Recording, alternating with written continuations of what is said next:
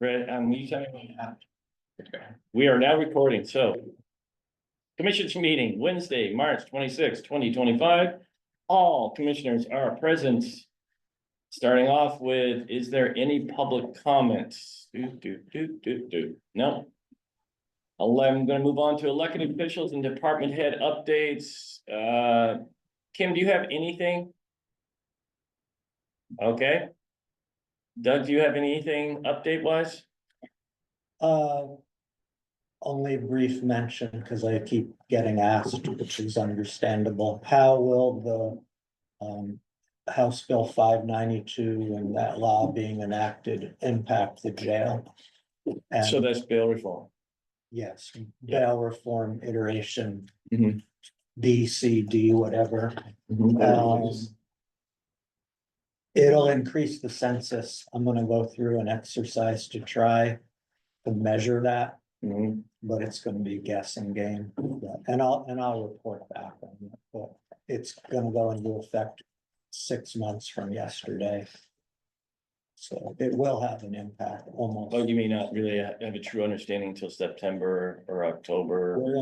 I'm gonna try with some experts within, mainly What's the gist of that, Bill? Captain Brown. How are you? The gist of it is that there's a few changes. It eliminates the magistrates that were just in last year's legislation enacted and hired. It requires judges to be making the decisions on release on bail.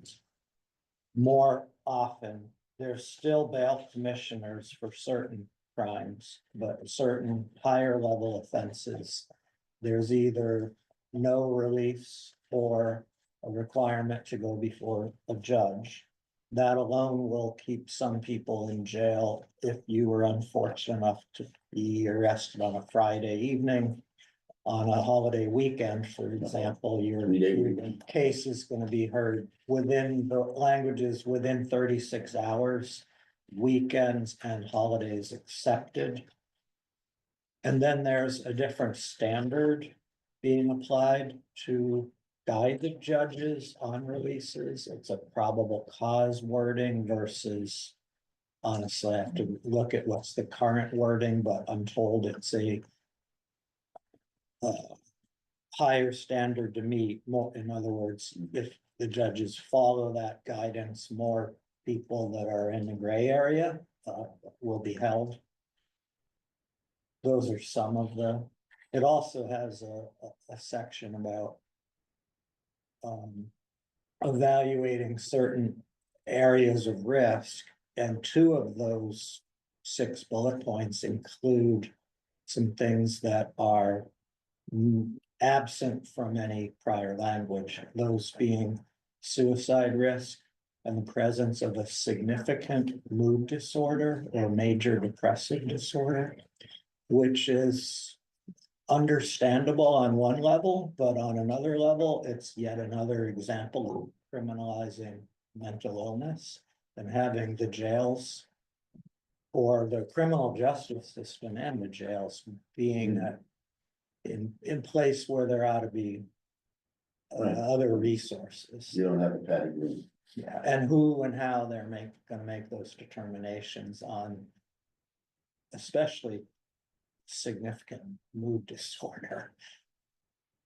So those are a few of the changes, and So that's gonna increase the census then. yeah, that's certainly gonna happen. And I will, well, I can report back on our best estimate of how it will. It's going to be in effect 6 months from yesterday. So, Most people get bail free trial, right? yeah, a majority do, yeah. So I'll have more to come on it.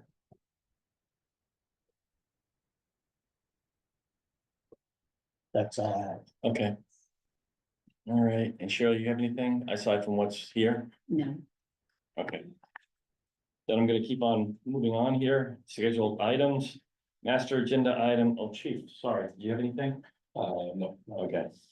Master agenda item number 1250, CMS revalidation paperwork. Cheryl Trombley is here. Action expected to have the commissioner sign the updated CMS revalidation paperwork. So let's see if third time's the charm.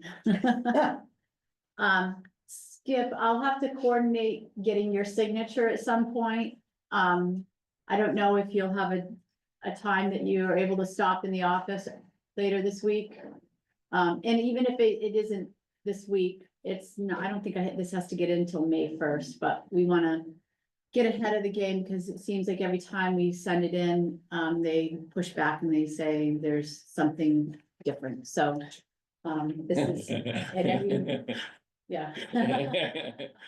Yeah. Story of your life, right? So this is, I have the same paperwork you guys sign. Here's. This is so bad, I can't even look at this paperwork. Just page 2. So it's all of this. I'm just pulling out the last signature page. You've already signed this twice before. You're getting really good at it. Yes, so Yeah. you can put today's date. 26. Yes. And I'll fill in the effective date of the invitation. There's that. I've been looking, I haven't seen anything from him. Have you? No, and we usually get it. One is for you, Notification. Claudia. I'm wondering if Zoom locks are up, but usually they aren't until they I'll get signed there. go online. and We should check that. I'll check right now, and then they usually send out an email, just Yeah. say, like, inbox are open, get them. Yeah, while they're hot. Yeah, If not, I'll reach out to someone. to when's find out that, when. May? May 20, Want to read it? It's the weekend before Memorial Day, right? Or As something long like as you don't that. have to say first born child in there. Nope, The summit? Yeah, Yeah, you saw that? yeah, it's open. thank you. Cause it wasn't as of Cheryl, I'll be in Sunday. this afternoon to sign. Okay, perfect. I think I'm leaving at 3:30, but otherwise I'll be there, after this meeting up until 3:30. All right, I'll catch you before 3:30. Awesome, thank you. Oh, Isn't it today? Thursday. Oh, Thursday. never mind. I'll be here all day. Yeah. Wrong day. all right.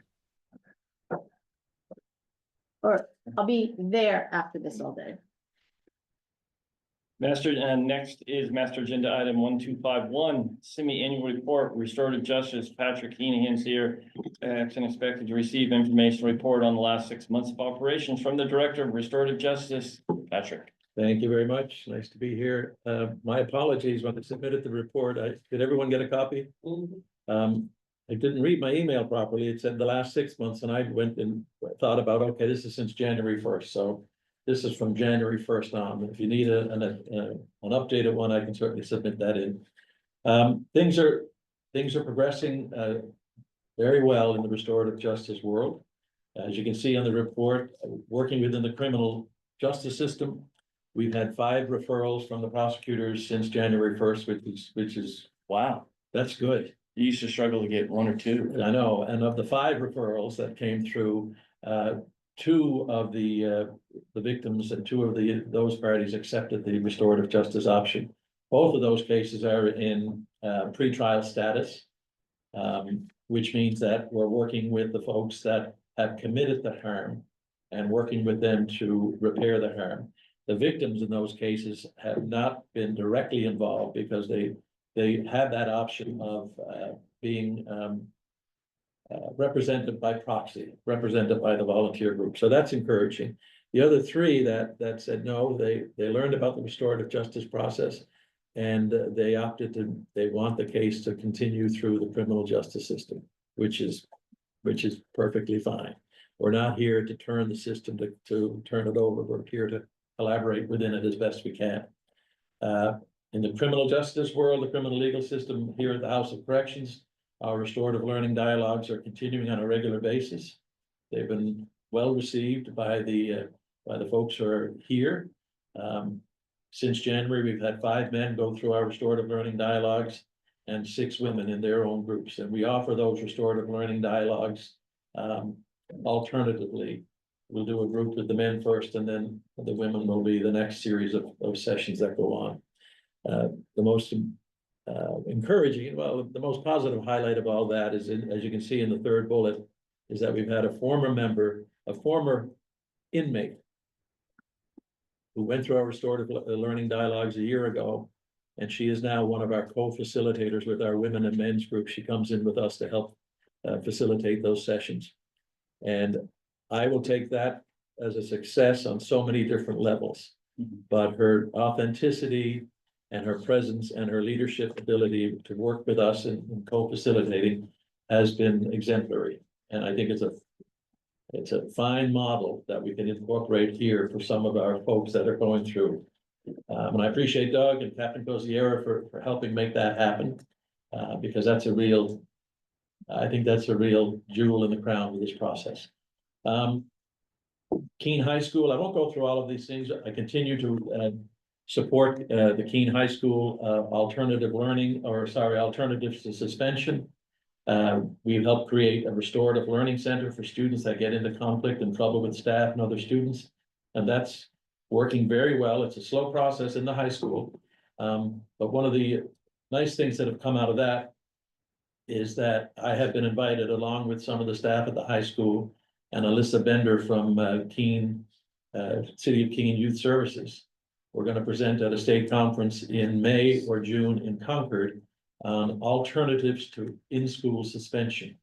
And we were interviewed for that last year, and there were a couple of videos that have been put out showing the collaboration between community and schools and restorative learning. That's an exciting accomplishment. So I'll keep you posted on that. Keene State College, I continue to work with their Truth, Reconciliation, and Equity collaboration, bringing restorative practices under the college. In fact, they've invited me to attend a training session this week with Suffolk University this Friday and next Friday. And their goal is to bring restorative practices onto the college campus in a more structured manner. 100 Nights will be resuming restorative learning dialogues at 100 Nights starting in April. I'll come back to that in a little bit. Home health care and hospice and community services. This is an interesting one. They were looking to start a group for dads, just dads, single dads and parenting group. And they approached me to see if I'd do something around restorative practices for parents.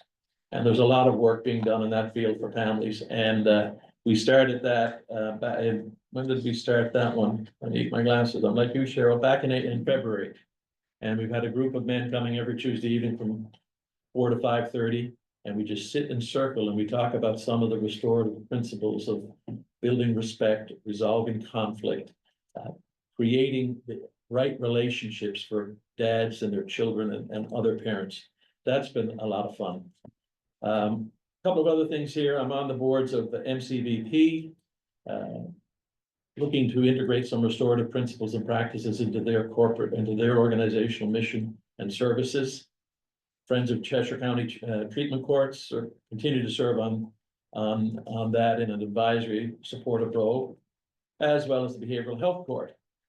Further to community outreach efforts, a couple of things are coming up. This is an exciting one too. I'm invited to present on restorative justice at UNH Franklin Pierce School of Law next week. I met with one of their law students over the fall.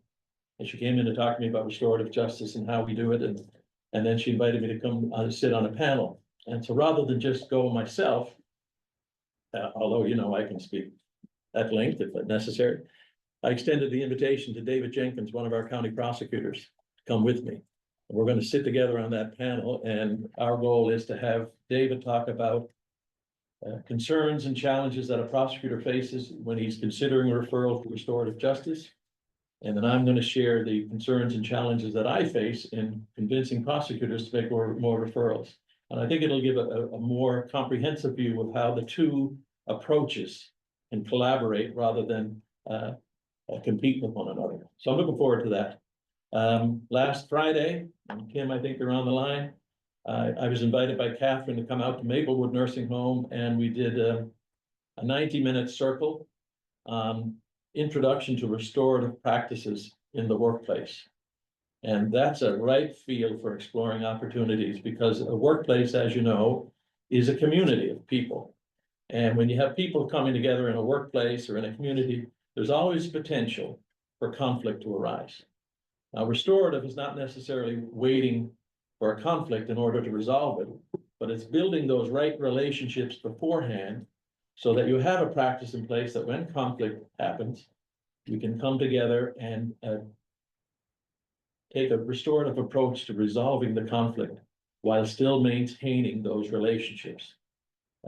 So that was fascinating. I really appreciated Catherine sending me out. You have a question? I do have a question. So is that directed to management? So leadership team. Management training, is that something that then they learn some skills to help with their own stuff? Or is it something that would even trickle down to another time where you potentially could go up there and work with certain sectors of the, I guess it's all of the above, of the staff that may be having challenges? Exactly, and so this was an introduction for the leadership team to what restorative practices can look like. Mhm. And then the invitation I left at the end of it was, if any of you would like to continue this, and we can work in smaller teams, then yes, it'd be train the trainer, teach the skills of how to Yeah. facilitate it. Mm. So that invitation goes out to everyone around this table, by the way, that we can do this within our own organization, and I'd love to bring it to your workplace and to your teams, because there's great potential there as well. It's an ideal opportunity to introduce it at orientation. If we had a group of new people coming in, because it engages them early and it helps create the culture that you wish to sustain within your organization. So that's a great opportunity to bring this into a different environment. The other thing, I was here at the jail in January with Lindsay Cadlick, who is our co-facilitator from the jail. And we presented to 20 participants for the Leadership Monadnock's Community Safety and Justice Day. And I think, Doug, you sat in on that for a while, and that got a great response from some of the folks who attended. I was talking to a number of them afterwards. And then I continue to work and collaborate with the Trauma Responsive Monadnock.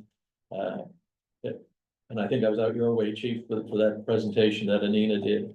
And it's still offering their certain, availability to support them in their efforts to bring a restorative approach to that. So that's the update over the last 4 months. If you have any questions, I'd be delighted to take them right now. Right here. Yes, Can you speak a little more about your restorative parenting okay. for dads? Yes, I can, because when home healthcare approached me, they were looking for something just for dads. And would I be interested? And I said, sure. And here's what I have to offer. Restorative practices are all about, for instance, when we sit in circle, it's all about building that relationship through listening skills, through the practice of building the relationship with your children or your family by identifying what are the values you want. What are the values that you want to live by? So let me give you a quick example. When the dads came in for that first session, the first 2 rounds in our circle, what makes a good father? Tell me a story about a father figure in your life, an adult in your life, who made a big impression on you and helped you become the person you were. And when they share their stories around that, they're simple little stories now about what makes someone who's present, someone who's supportive, someone who's consistent. So they share their own experiences. Now, some of them, and I'm not going to divulge, some of them were coming from very difficult upbringings. And they'll share a story about, here's what I needed but didn't get. So when you just share and listen to those little stories, you begin to get a sense of some underlying values that they have, aspirational values of becoming a father. The second round of questioning is, what makes you today a good dad? And then they open up and they'll tell some stories, little things that they do with their children or with, some of them are coming from difficult life situations, as you can imagine, with parenting plans and separation. But they give little stories. Now, the stories may not sound much to you, but they're important to these fathers. And so as they start to share these stories, we start to identify the values that they wish to bring as a father. Now, my expertise in parenting is I'm the father of 5 kids. I knew nothing about it. They taught me everything I knew, and my good wife, of course. But after we did that initial circle, and we shared a few more stories around parenting and values, we ended the circle by asking these dads, because to get dads in a room together to share some values and stories is not easy.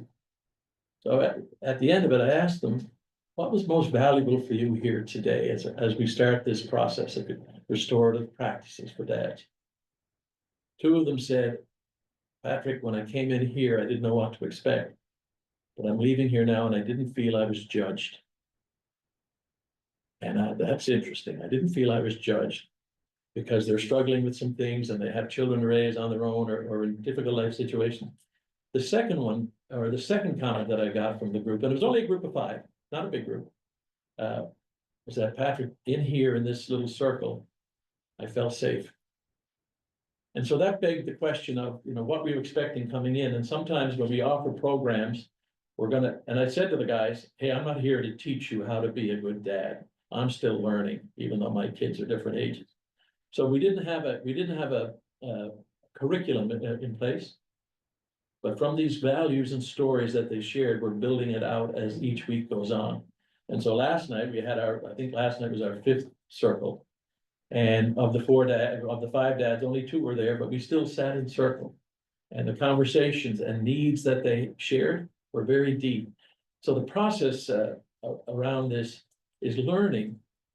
And one of them said to me last night, I'm not the type of guy that likes to tell stories. I don't like to get this emotional about things. It's okay, because they are in relationship with their children. They are in relationship with the mother of their children, whether they're living together in relationship or not. And that has its challenges for both parties. But just the fact that they're feeling safe and not judged for sharing some ideas and values, that's how it's going. I mean, I don't have a formal how to do this. But these, as all of us around this circle do, in their lived experiences, reaffirmation of what you're doing, recommendation for improvement that they come up themselves, and it's theirs to own. So I'll keep you posted on it. I mean, how it's going to end or how it's going to conclude, I really don't know, but that's a restorative practice of having prompting questions and then listening. It's very similar to what we do in the restorative learning dialogues here at the jail. We don't come in, I don't come in with any answers. I have lots of questions. And then you listen to the stories around it. And so I hope that answered it. I told you I could go on a bit. That's why you and I have to meet, so. Thank you. You're welcome. I'm very interested in that program. I think it's heartening to see the numbers, of people that are willing to participate in these things and growing consistent. Yeah. And it peaks and valleys, so. Yeah. But yeah, it's very encouraging, so I appreciate that, so. It's just interesting to know where we came from to where we are today. It's actually started here, right? I mean, LEAP was out here back in the day, and then we brought it in and supported it. But we didn't really know what that meant supporting it. Then we were able to get it into the budget through victim witnesses, and now it's its own program, and it's just blossoming. So it's really nice to see. It is. Well, thanks for your support. I think there's a lot of potential for the human resource restorative approach. And I was just saying to Patrick, he would be proud of me. I applied a restorative approach to a recent situation that I can't get into the details, and only certain employee performance issues are going to lend themselves, just like outside. I think where there's a conflict with another person that's harmed. In this case, it was mainly another employee. And I think like the criminal justice system, which is based on the idea of, and the war on drugs approach is punishment, and more is better. And if someone doesn't learn a lesson, then just up the the level of punishment. And I think sometimes our progressive discipline and creating paper and verbal warning, verbal written warning, suspension, I think sometimes it gives an appearance that we're doing something effective. It can sometimes feel good in a strange way, like, okay, that person, being held accountable because they were written up. But whether the outcome ultimately is what you think it is when we do that, sometimes it is. Sometimes traditional progressive discipline has absolutely been effective. And there are other cases over the years that I've been in the superintendent role where I think this didn't really amount to much. I don't think I'll know the result of this little experiment for a while in terms of measuring this employee and are there any further behaviors or conduct along the lines of what started, and also the response of the two persons that were harmed. But anyway, I think it's really interesting to think about the application to our policy. Oh, it's huge, and when you think about, and I won't go up much longer, but Claudia, to your question around restorative practices for dads. Our systems are rational, like our criminal justice system is rational. It's built on rules and regulations, very rational, very scientific. Any restorative practice begins because it's relational. So how does this impact the relation I have with my children or the relation I have with my employer? So you come at it from a different starting point.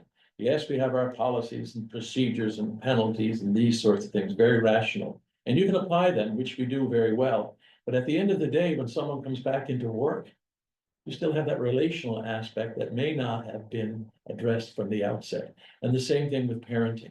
All of us could tell stories about when we were great parents, loving, supportive, you name it, we did it all. We can also tell stories when we weren't so loving, supportive, and there for people.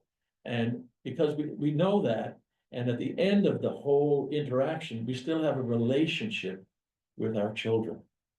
And as that relational aspect, that's my Reader's Digest elevator speech between the difference between a restorative justice and a criminal justice. One is rational, one is relational.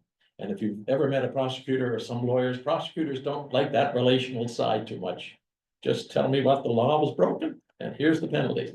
So that's why I'm delighted that David Jenkins and I are going to go up together, up to Concord, because I hope these students can see the two different philosophies and approaches, and they're not counterintuitive. They can work together, but I'm going to work on it. I'm going to work on his conversion. But anyway, anything else? No, great report. Thank you very much. Thank you very much. Nice to see you. Let you go. All right, we're gonna keep on moving on here. I think what I'm gonna do is I'm gonna get in my report first, before I introduce you all. Just because I want to get Kim's here for one thing that I want to get to at some point. So my county administrator's report. I want to give a quick update on HB2. We talked about it the other day where we were on Monday around 4 o'clock. We were told that Division 3 yesterday was going to see if they could move to put managed care, nursing home under managed care. That would be a death blow to the counties if that was to occur. And so we started to do what we can.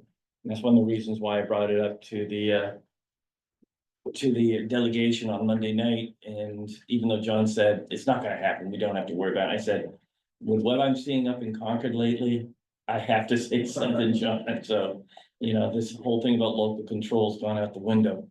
And so we did that. I had some conversations after that Monday night with Kate Horgan. And then about 6 o'clock, 6:30 in the morning, we did some stuff. Chuck Nickerson from Rockingham, did some things too, to show the real numbers to what it would mean. First and foremost, it would be about a $5 million startup, just startup for the state, right off the bat, just to get it up and running. And just for the record, what it would mean to us is one that, if a private entity then was overseeing our nursing homes, it would be, one in conflict with CMS on some levels. Who do we answer to? Do we answer to the state? Do we answer to Center for Medicaid Services? Or do we answer to this entity that's probably not even a individual that is any level of training in the care that we're putting on, we have responsibility for. And so that was a conflict. And then the biggest one is that we would lose pro share. And there could be a conversation that we could get a waiver, but in the climate right now, I doubt any waiver would be forthcoming. So we would lose pro share. That would be about a $5.2 million hit to our bottom line. And then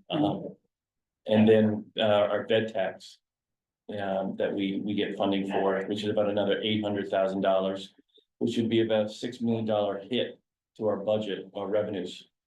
That would be devastation. That would affect the taxpayers. We in Rockingham made sure the body as a whole knew that. Ken Weiler, who is one of the, chairs of the division, and they knew those things. We're feeling like it's gonna go away now because we reacted quickly. But we also don't know if it may get another life in the Senate, because Senator Stevens was Commissioner Stevens when we went through this the first time about managed care about 6 or 7 years ago. So this is his thing. He's part of the company that's done this in other states. It's failed miserably in Arkansas. Arkansas is similar to our size. It's had some level of success in Texas, but when you look at it closer, it has to do more with one county in Texas is the size of New Hampshire. And so they have more people, they have more nursing homes, there's more to it than just having success. It would really rock our ability to do our care. And the bottom line is it's twofold for us. One, we already do managed care. We manage their care. We take every step and walk them through this care. And as you'll hear, you've heard from the chief, you'll hear from Scott, on the acuity levels that we care for now. They're not, when they come into our nursing home, sadly, 95% of everyone that's walking through, this is where they'll be. This is they're aging out with us. And so for them to think that, that there's waste going on, that we can get these people back to our community. Well, we did this the first time around. This is how Handyman got started. We took a look at what programs were out there and what we could mimic to keep people in their home prior, or get people back in their homes prior to the nursing home or assisted living at the nursing home. And we started the program, and we didn't start it to make government bigger either, because we looked at the agencies that were already in the community doing the work. So we worked with, we contract with ServiceLink to do the referrals for us. And they go out into the communities, those people that have had a health crisis, and that they're either in the hospital and can't go home, or in a nursing home and can't go home because the home isn't set up for them, whether they need a ramp, the doors widening, bathroom renovation. And we take a portion of the pro share funding, we set it aside, and we then also contract with with Southwest Community Services. Jesus, there are too many Southwest in my and they have the weatherization team. They have a vetted group of individuals that can do construction. They go out, they do the construction. They send us the invoice, we pay the bills. We know the projects ahead of time. Currently, there's 2 projects going on, one in Swansea and one in Keene. And so they send everything by me, so I'm aware of it. They had a project recently that was, in my mind, too high. And so they had to come back and re-strategize how to and do that. They did that and they brought it down significantly so they could move forward with the project. But we've been doing that. So we've had, in Cheshire County, we've had, we're at least 45 homes now, and we're heading towards 50 homes. And that means people have been able to stay in their homes or get back into their homes. And we also know that on the hospital side, the two things we've done to help Cheshire Medical Center, one is, well, three things. One is getting interfacility transfers on a level that's never been seen before, moving people out of beds, Smart Ride, moving people when they needed to, and getting people into the nursing home so that they're not losing bed days. 2 years ago, they lost 3,500 bed days. That's money for them that they can't get people in. And so, and it's also, if we have the more we can get people up in our nursing home, the less distance they're gonna travel because they're able to move people there instead of someplace far away. So I just wanted you to know that at this point, what I'm hearing is from the House side, it doesn't look like it's gonna be moving forward, but Kate is watching it closely. And if we need to run up there, we'll run up there and fight and do what we can, but we get together really quickly. And that's a good thing about New Hampshire Association of Counties. It didn't used to be this way, but this is one of the reasons why we went away from an executive director and went more towards the DuPont group. Because we just didn't have this level of advocacy at the state level. And so when we say to Kate, watch this, and a lot of times she's telling us we need to watch things. So it's a good relationship. Any questions? I'm gonna move. About the bill with the work requirement. I don't know, but I can find out. It just seems kind of outrageous that they would expect people who are entering nursing homes who get Medicaid to have to go to work. Yeah, I think there's stipulations. I think people with disabilities, people, elder, there was some level of. Like the bill I got didn't. All right, I'll look into it. Let me look into it because I'm not sure. But, we'll see. Is this the one that came about even several years ago, kind of with the clientele that were in the drug court where, that were getting the Medicaid managed care? Mhm. That there was underlyingly gonna be requirements that they at least show the ability that they can try to get to work. Yeah. But now this is another bill being presented. That Yeah, sounds like. and there's it even more. covers all recipients, even children. Now, are we gonna put children back in the mines? Yeah, What's going on here? Terry is right here, Senate Bill 134 seeks to require that New Hampshire Medicaid recipients work in order to receive health care through the program. Because it's run by the state and federal government, any work requirements would need to be submitted by the state to the federal government. There are waivers, but it doesn't automatically exclude anyone with, like disabilities or anything, so they'd have to fill something out to say, here's why I can't work. And yes, it does include children. Specific. What's the bill number? 134, Senate bill specifically. Can't make it up. George Carlin. This is coming from the federal. This is a state Years bill. now. He's gotta be in heaven, but. There's a whole George Carlin, website. There is, it's fantastic. I go to it all the time for therapy.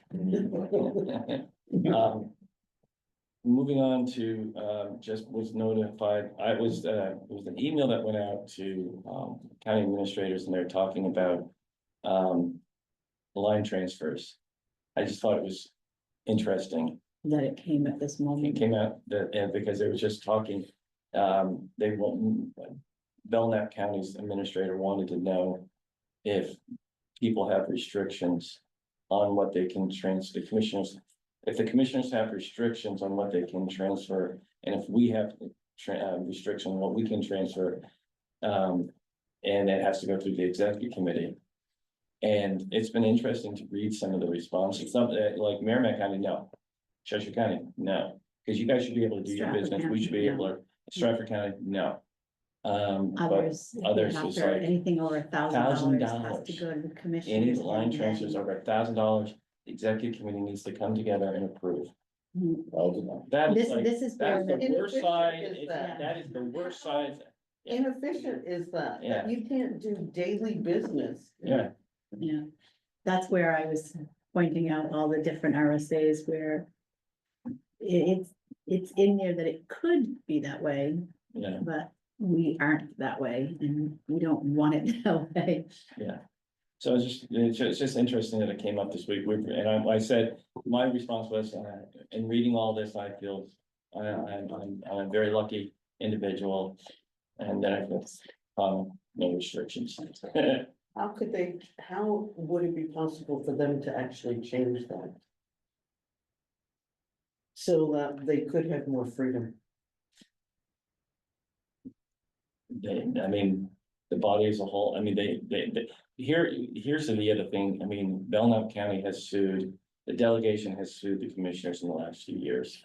So that there's this level of mistrust and anger and hatred towards each other.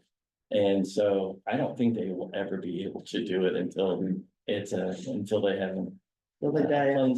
cleansing of the body as a whole. So I'm gonna keep moving on. Friday, we have meeting with a Zoom with Henry, Henry Littman, Deputy Commissioner of DHHS.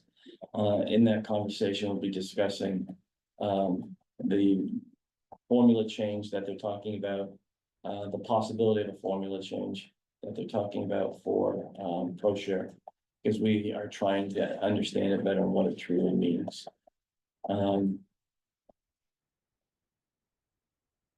We'll see, and we'll report out next week. We do have lunch with the mayor today, and we'll he asked for the meeting, so I'll report out what that meeting was about. Mayor of the city of Keene, for the record. So next one is, I'm ready as you all know, we've been working with Visa Solutions to see what we can do to bring forward more RNs into our system. We are working with, they've identified, they're saying they have individuals that are interested in coming here. As you remember, if an individual is come here, they do all the work, they get them relocated, they get them all set up. And there is a commitment of 3 years, and there is a cost to it. And we've had the document reviewed by our lawyer here locally, which is Adam Caseta. And then we also had Primex look at it to ensure that we weren't missing anything on the risk side. Both of them, Adam had multiple changes, and within the contract, they agreed to all of them. And Primex just gave it its blessing. So we've done our due diligence on that side. All I need to do is just make you aware that I'm ready to sign that contract with the e-document. So I've done everything except for put my signature on that until I talk to you.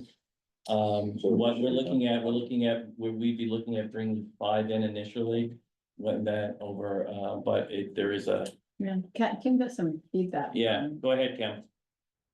So the feedback that I got from our contact there is, let me find it.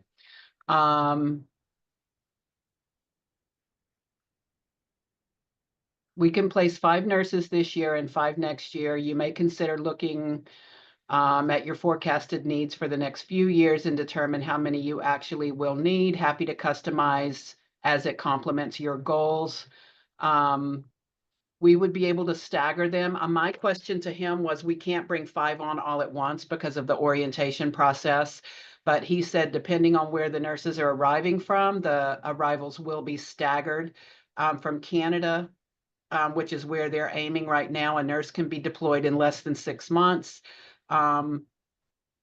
Our director of client success will work closely with our hiring team to create a plan that lines up with our needs. And so what I am doing right now is trying to set up an initial phone call or a Zoom call with their client services person, which will be our account executive person, myself, Catherine Kindop, Sabrina Priest, Robin Nelson, and Hope Blodgett, who's the scheduling supervisor at the nursing home. At least to have that initial phone call and see what we are looking at. I do know, Doug, that you want one of the nurses to come to the jail. So we will be at some point looping you and Becca in on that phone call as well. But that's where we are right now. Once I get a date that everybody's available at the same time, we'll have that phone call and we'll be good to go. So we're probably anywhere, if they come from Canada, we're anywhere from 4 to 6 months out from having nurses on the ground. Because the first year there is a more of a cost than overall in the contract of the 3 years. Because there is for each individual, there's a 6,000 initial upfront. After 90 days, there's an 8,000 for each individual. And for 156 weeks, we're paying $187. 189 a week, yeah. 180, so close, a week, for them, and it's all matches out to what the numbers they told us in the beginning.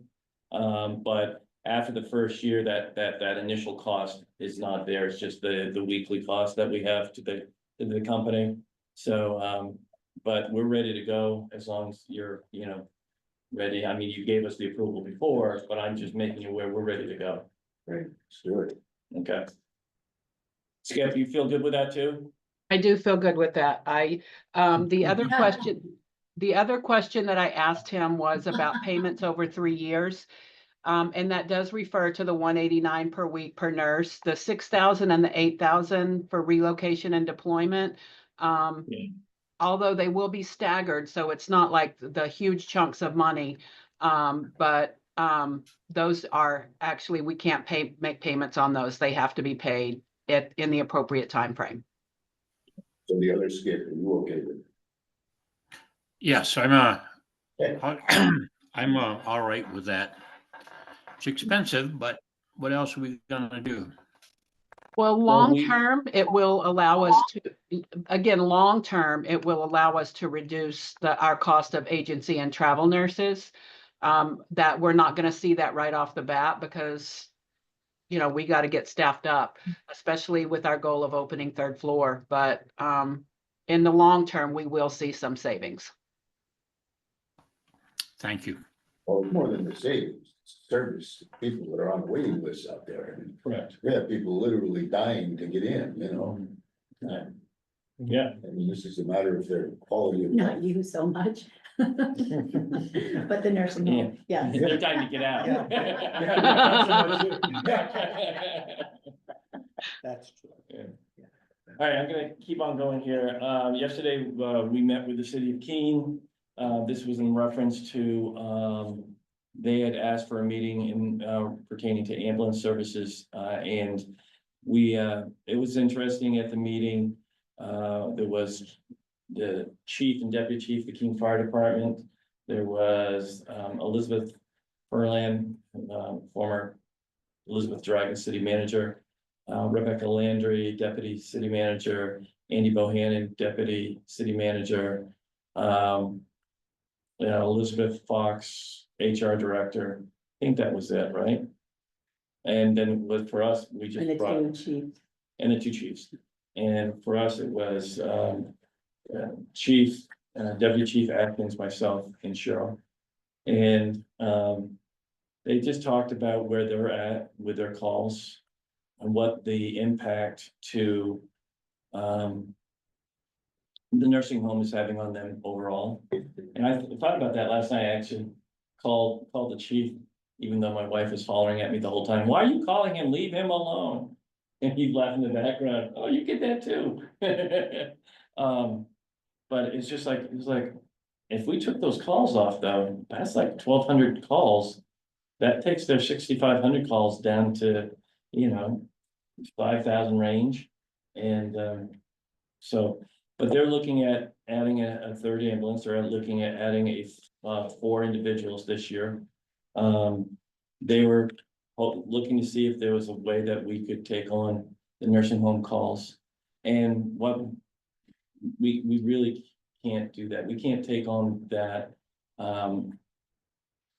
We have to, we talked about the strategic plan that we have, that we're working on.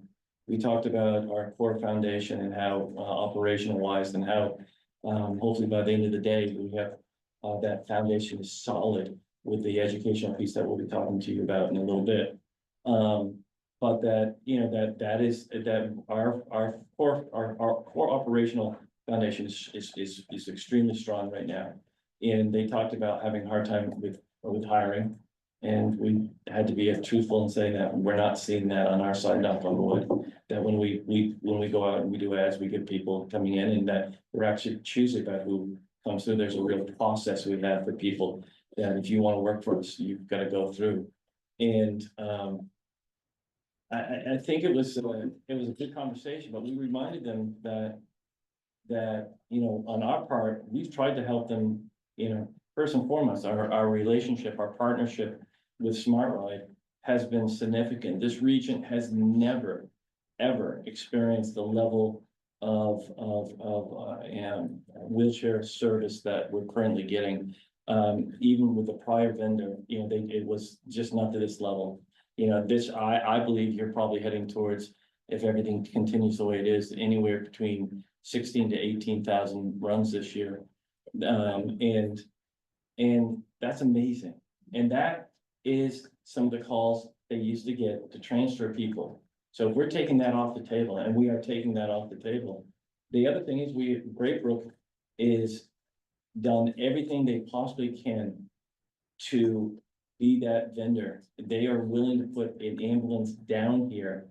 We said that we'd even let them park at our station if we have the capabilities but the biggest issue is, the ambulance has to keep warm or has to keep cool depending on the season. So it might make more sense that they did it at a station 2 in West Keene.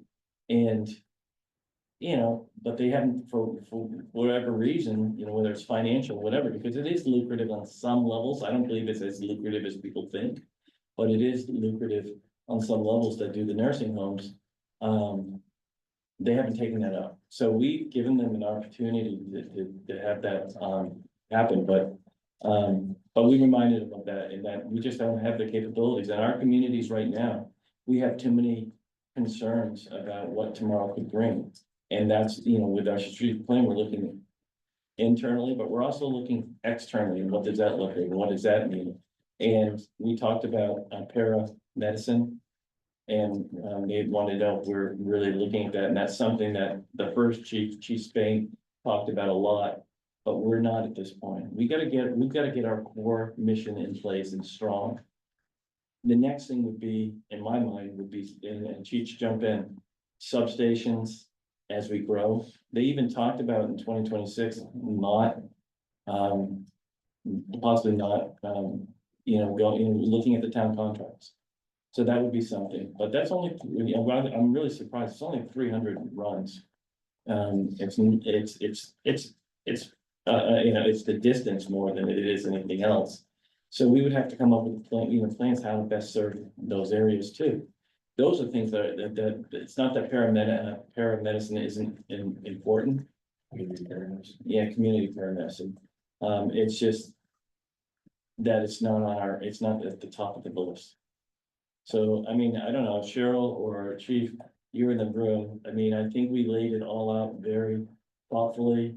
And I will say that there was, at one point, they did bring up, that Keene had been in Swansea a lot.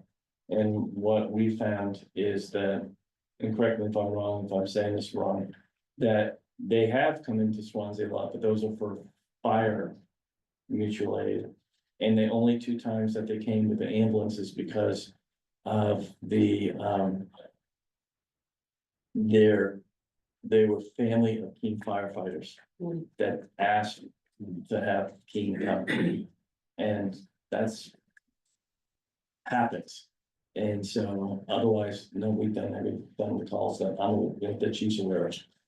So we just wanted to make sure that at some point gets corrected, but Yeah, and the only thing I would add is that, I mean, we are not super stressed for resources. I think it would be physically possible, but irresponsible to take on the additional calls for the nursing home. In the city of Keene. One thing we have to be careful of right now is making promises that we can't fulfill, right? So if we went into some agreement to say we can do this, and then we fall short of that, we could open up another whole conversation that we don't want to be part of. Right now, we have a good working relationship with the city of Keene. I meet with them once a month. They're the fire department. We have a backup agreement, which will continue. Where we are, if they don't have the resources to respond to a call in the city, we have, followed and will continue to do that. If that includes nursing home calls, perfect, no problem, wherever their emergency is. But we're not in a position right now where we would want to take these specific calls and just, okay, these are Cheshire County calls and these are City of Keene calls. Yeah, I think right now we're in a good place to continue that relationship, but we, like, Administrator said there's a lot of moving parts within the county right now that we're trying to keep our finger on the pulse of all of these different changes and what that may mean for our future, and we're just not in a position to take that on. So what kind of problems are Keens doing that now? Doing well. You do the calls. Yep, yeah, if it's a 911 call in the city of Keene, What problems are they having that they don't wanna do it anymore? there's just a lot of them. Their calls have gone up and that's where we all are, everybody's seeing that the calls are going up because we're an aging community. And that's gonna happen. And so in the city of Keene has 1, 2, 3, 4 nursing homes.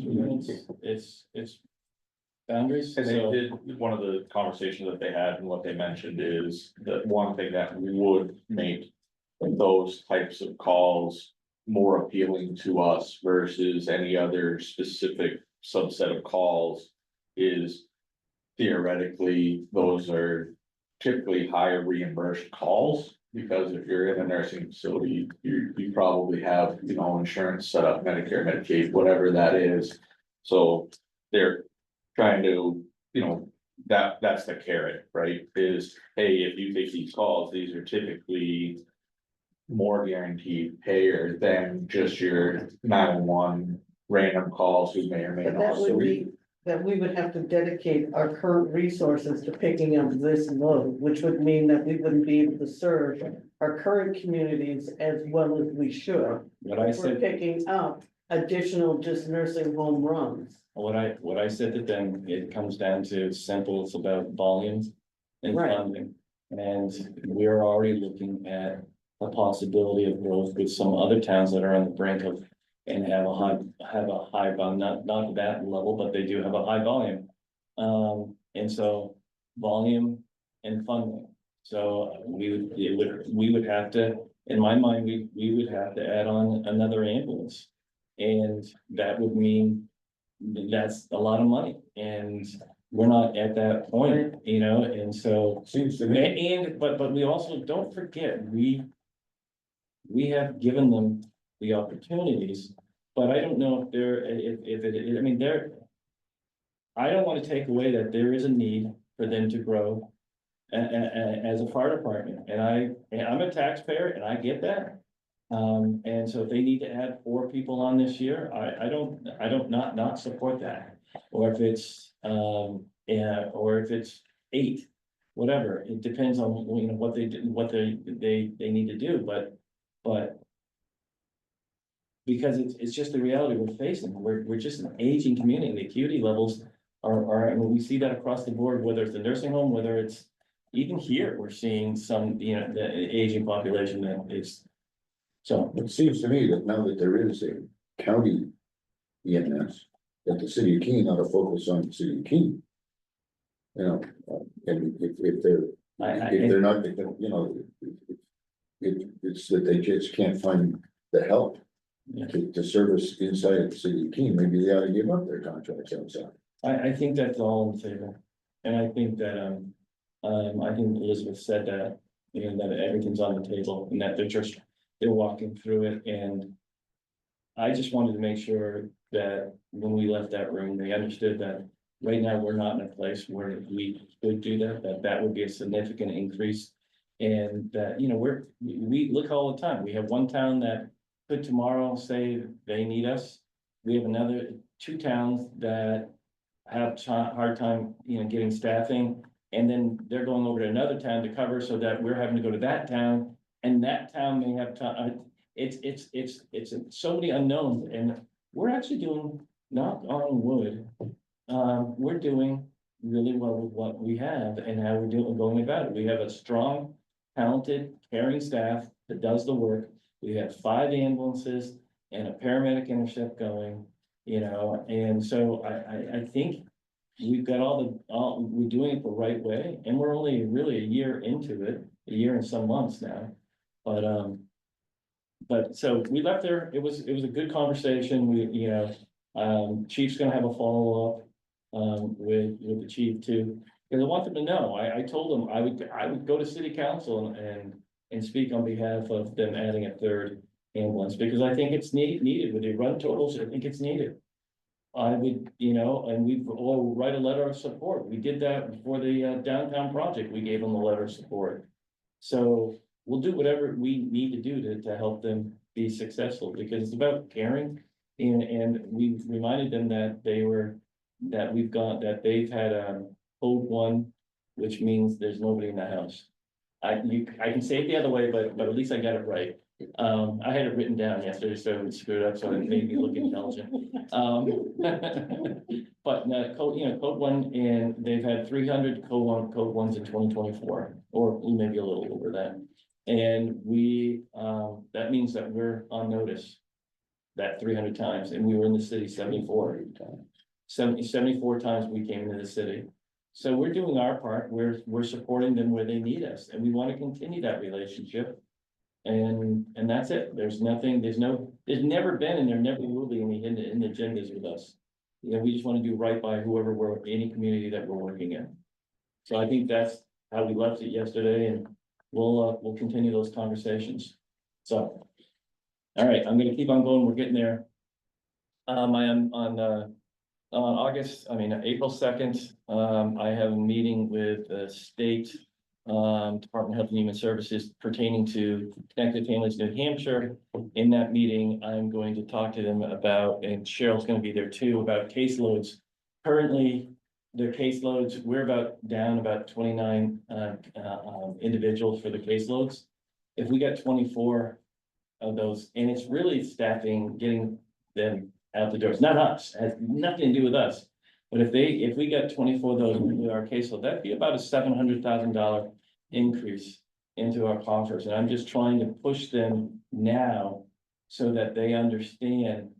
I mean, and if it's added revenue at the end of the day, or whatever that total revenue is, I don't know what it is. Yeah, but it's added revenue that we've already budgeted for. Right, so I gotta that's get, more- I it's gotta not get it. Added to. No, Yeah.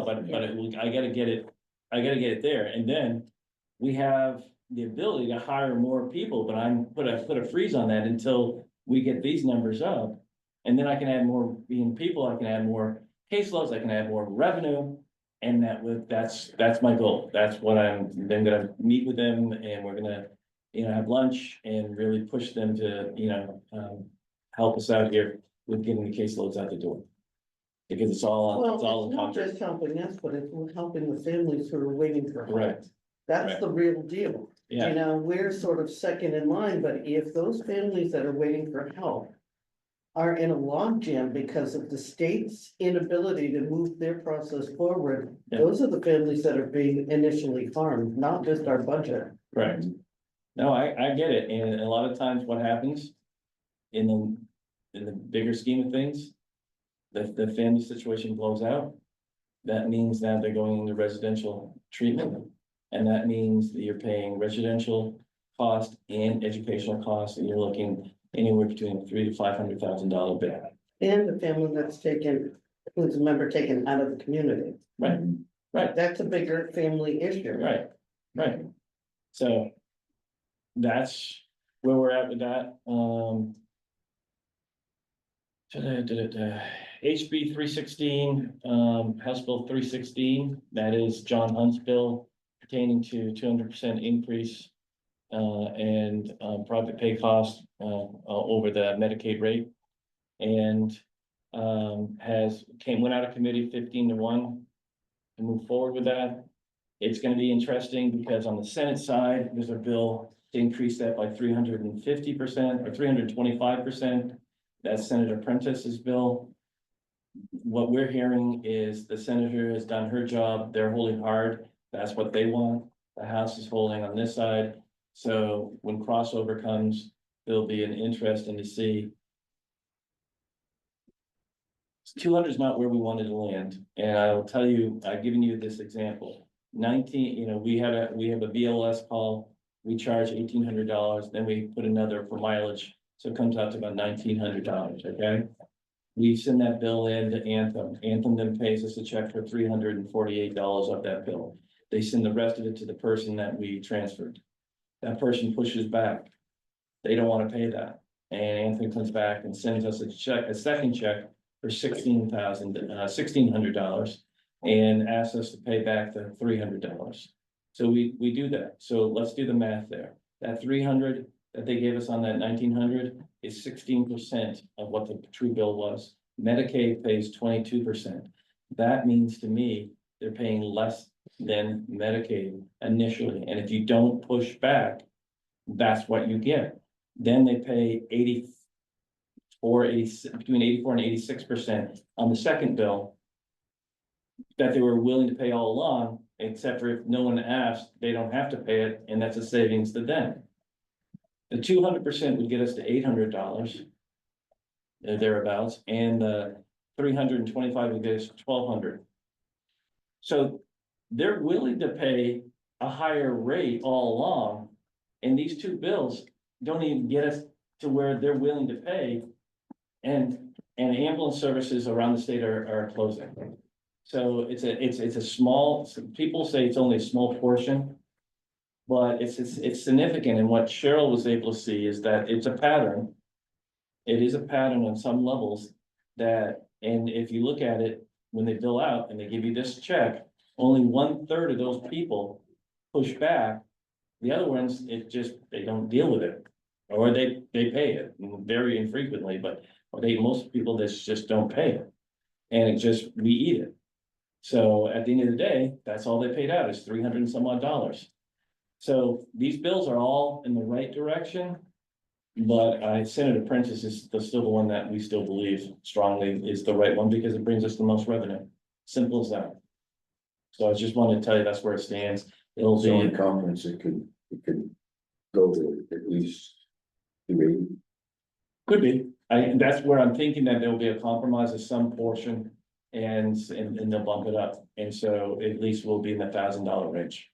This, the petition that you all signed, has a public list of who has signed it, and it's growing every single day. I check it out, and Oh, you're all publicly on here, by the way, Oh, but there you it's, go. it's Wow. growing and growing. and holy growing. cow. Yeah.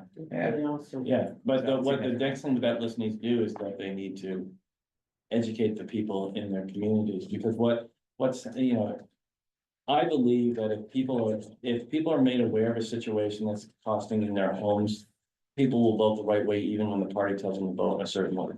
Because they'll vote what they think is, I believe at the end of the day, there's still that hope that people do the right thing. And so we'll see. And the governor has made it very clear. She's in support of the senator's bill. So it will be interesting how this plays out. And I'm gonna be with the governor on Sunday, so I'll make sure I say something. So the April 16th training that we have with Primex and the Richards Group, we have, our numbers are up to 87 as of last week. It could be close to 100. And that's where, our goal was 80, our dream was 100. And so we're heading towards that. And I credit Cam May on that, because she's done a lot of work on setting this all up with Primex. And I think it's gonna be beneficial, and it's the first step for us to really push them to really do a pilot with us around developing a leadership academy once a year down here. And then I think that's, yeah. Oh, just make you aware that we were, called by the Sentinel last week in reference to Banana Pier support. And, they asked some questions. And we gave them the answers to that, and they just wanted to they wanted to understand the process. They were concerned because of the individual, the former executive director who was, has been, indicted for embezzlement. They wanted to make sure that the money wasn't misspent, blah, blah, blah. We have so many checks and balances. We know exactly what was spent and wasn't spent, and we actually, we worked with Southwest Planning Commission. And to be able to, and they actually administered the grant. And so, and Suzanne has a clear understanding and oversight of the monies that went out, and that was, they didn't even understand the full story. And then the full story was that the deadline for getting the construction done is December 31st. And that we met with them in August of this past year and told them, and when I say we, myself and Southwest, that, that we are going to pull our support of this. If you can't show us this executive director, they went out and got the executive director, and you need to hire a construction manager. We gave them a recommendation, Steve Horton. They hired Steve Horton. The project's in place, it's moving forward, and everything, they've met all the criteria that we put forward. And CDFA, who, and then it gives us the money for that, we were working hand in hand with them too. Because we weren't gonna, we didn't, we just, they couldn't get it together. There are a lot of Yeah. Right, and that's what we did last year to ensure everything was right. Last but not least, yes, I will be at I've been invited to go to the Blue Line dinner that's on Sunday, put on by Jimmy Tempesta and others. And I want to say a few words, so I'll say a few words and then enjoy. Are they gonna repaint that when they do? You got a costume picked out for this? No. Deputy dog.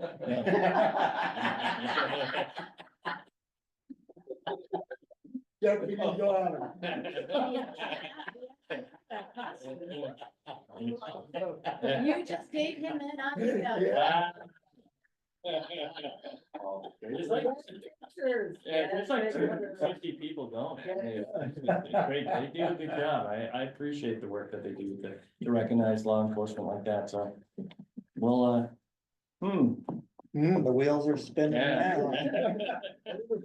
Refocus. Is there any old business? Can I just jump in with a Yeah. quick question? Yeah. On Monday evening, planned to join, I couldn't because of a family health issue. Can I assume that everything went as expected, then there were no surprises? Well, the budget passed. Impact the The budget budget, passed. the budget. Yeah. Yeah, it was actually really quick. We were done by 7:30. Okay. Yeah. Just want to Yeah, make sure yeah. before we start Yeah. Yeah. spending We money. told you. I figured you would. I just like to be sure. So, any new business? Seeing none, any consent agenda items? Oh, yes, vote to accept the weekly manifest and minutes of March 19th, 2024. So, Okay. Commissioner Clark, yes, Commissioner Stewart, Yes. Commissioner DiBernardo. Yes. Okay, we're gonna keep on moving. Calendar. Anything? Nothing. Okay. And then we are going to go into a non-public. RSA 91-A:3, 2C. Matters we discuss in public would likely adversely affect the reputation, person, any other members unless person requests meeting, the exemption, include application or assistance tax, abatement, waiver, fee, fine, levy, if based inability to pay property tax. And it's the one that we felt was closest to what we just want to have a conversation. So Commissioner Clark, yes, Commissioner Stewart, Commissioner DiBernardo, Yes. Okay, You need me to log off? yes, thank you. Thank you, Anna. Great. Non-public. Okay, we were just in non-public, RSA 91A 3(2)C, I believe. And out of that discussion, a motion was The proposed. motion will be, motion move to agreement with EMS Education Services is made on, as of April 1, 2025, between Next Generation Responder Development Services and Cheshire County EMS. Give a second. Second, All right, any questions? Seeing none, Commissioner Clark, Yes. Commissioner Stewart, yes. Commissioner DiBernardo. Yes. All right, motion Thank you, carries. Skip. Seeing in no other information, no other issues coming forward, is a motion to adjourn. Adjourn. She determined. All right, we're done. Commissioner Clark, Yes, yes, yes. Commissioner Stewart, and Yes, Commissioner DiBernardo. yes. All right, Yeah, I vote yes. And like I said, if you'd be kind enough to hold some of that hard copy stuff for me, I'll be in Well, you're gonna come in I got and it sign set, yeah. something, right? the afternoon. Yeah. I'll pick it up. Yes. Yeah, so, yeah, make sure, so have it in I have it right Cheryl's here. office and yeah. you can pick it up when you sign the Has the thing. recording stopped? Very well. Thank you. That was an Hey, official thank you. question.